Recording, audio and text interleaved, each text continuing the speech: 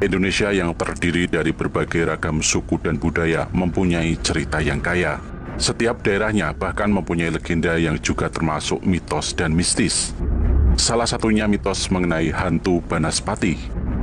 Banaspati populer dalam cerita rakyat di Pulau Jawa dan Pulau Kalimantan. Banaspati konon disebut memiliki rupa layaknya bola api terbang atau manusia yang terbakar. Sosok makhluk gaib ini dipercaya memiliki guna sebagai media untuk mengirimkan teluh yang dapat menewaskan korbannya. Meski begitu, sosok Banaspati juga kerap ditemukan dalam relief candi di Jawa. Gambar Banaspati pada umumnya dapat ditemukan di atas ambang pintu masuk candi. Banaspati merupakan legenda atau cerita di masyarakat mengenai sosok makhluk halus yang menjadi bagian dari budaya Indonesia. Sosok Banaspati seringkali ditemukan dalam arsitektur candi di Pulau Jawa. Mengutip dari jurnal Universitas Udayana, sosok Banaspati digambarkan sebagai relief dengan kedok kepala raksasa. Pada candi di daerah Jawa Timur, sosok Banaspati atau yang disebut sebagai Kala di Jawa Tengah, pada umumnya dapat ditemukan terpahat pada bagian atas lubang pintu masuk di ruang sucinya masing-masing. Mengutip dari laman Kemendikbud, Banaspati dikenal sebagai penjaga hutan. Banaspati atau Kala dipasang di atas ambang pintu candi, dengan harapan sebagai penangkal pengaruh jahat yang hendak masuk ke dalam candi. Sementara itu, dikutip dari repositori Universitas Katolik Sukja Pranata Unika Semarang, dalam kepercayaan masyarakat, Banaspati dikenal sebagai hantu yang mempunyai elemen api. Banaspati dikenal sebagai makhluk mistis yang memiliki kekuatan besar dan biasa ditemukan di dalam hutan ataupun digunakan oleh dukun sebagai sarana ilmu hitam. Banaspati dikenal mempunyai dua wujud yang berbeda, yakni memiliki bentuk bola api yang hidup di antara pepohonan besar di tengah hutan. Wujud bola api ini dipercaya dapat bergerak dengan cara melayang atau terbang di antara satu pohon ke pohon lainnya. Konon wujud asli Banaspati hanya memiliki ukuran segenggaman tangan orang dewasa. Tetapi jika korbannya merasa ketakutan, maka wujud bola api ini akan semakin membesar dan bisa memangsa korbannya.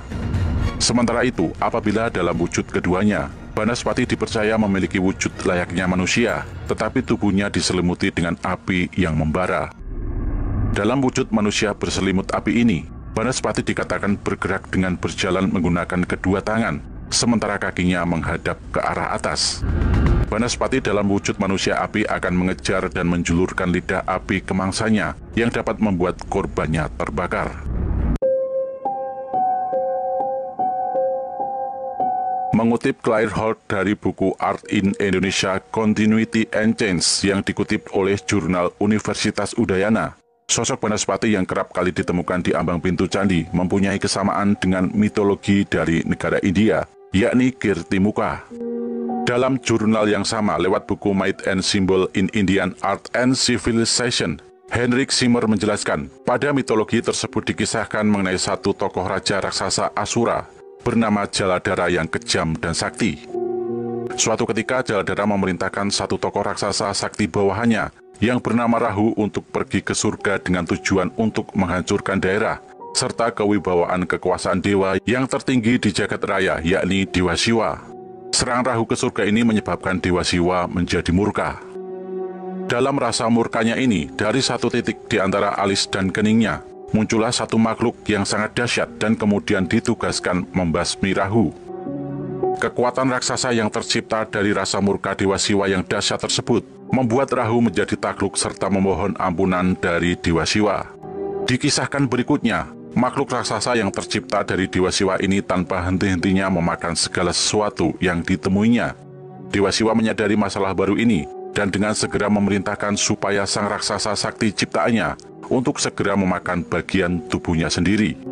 Titah dari penciptanya tersebut dipatuhi oleh sang raksasa. Ia lalu mulai untuk memakan bagian tubuhnya, mulai dari kaki, lengan, bagian paha, bagian perut dan dada, hingga seluruh tubuhnya sendiri. Dan hanya bagian wajah kepalanya saja yang masih tersisa.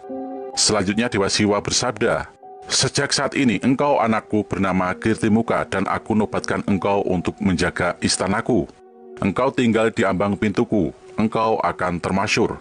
Barang siapa masuk tanpa menyembahmu, mereka tidak akan memperoleh rahmatku."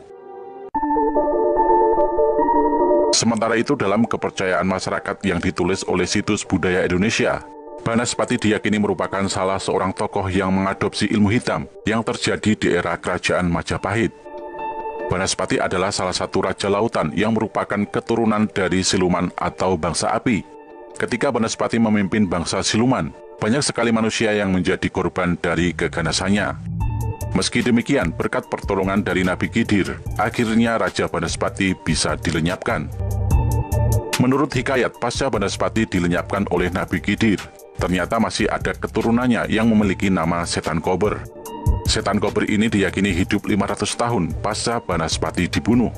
Banyak masyarakat Jawa yang mempercayai bahwa Setan Kober yang merupakan keturunan Banaspati ini hidup di daerah hutan Panji.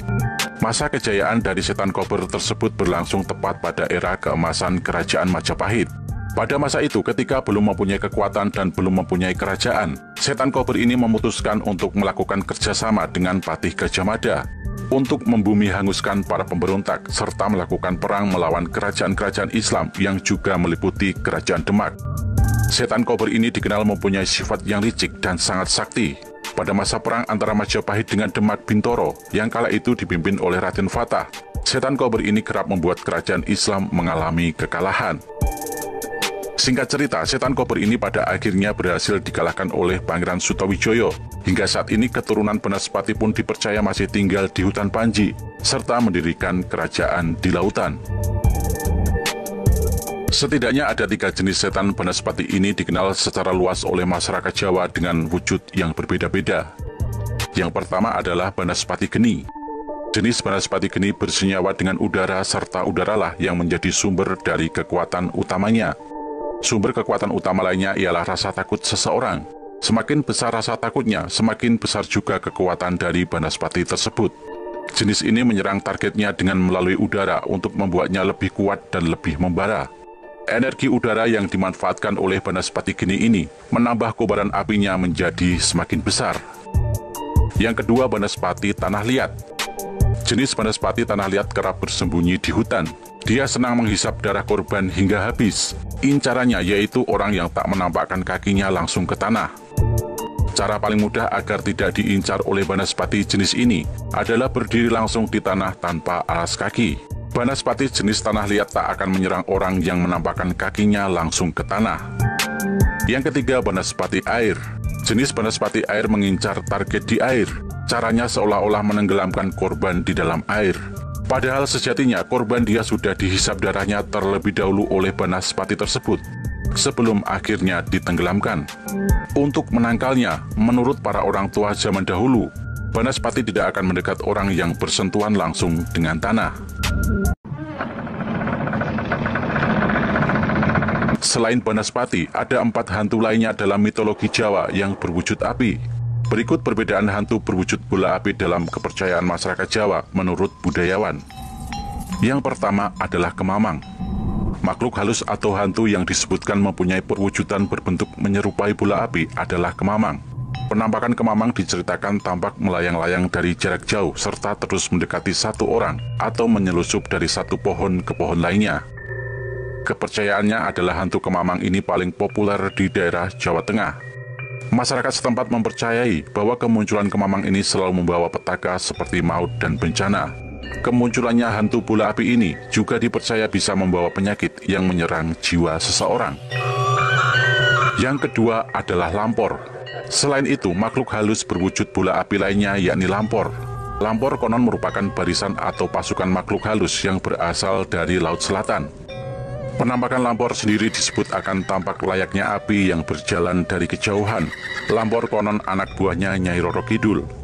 Biasanya muncul dalam jumlah banyak sekali. Dengan kemunculannya dengan jumlah yang banyak sekali, serta perwujudannya seperti bola api, maka ada masyarakat yang menyebut Lampor ini dengan nama Obor Setan.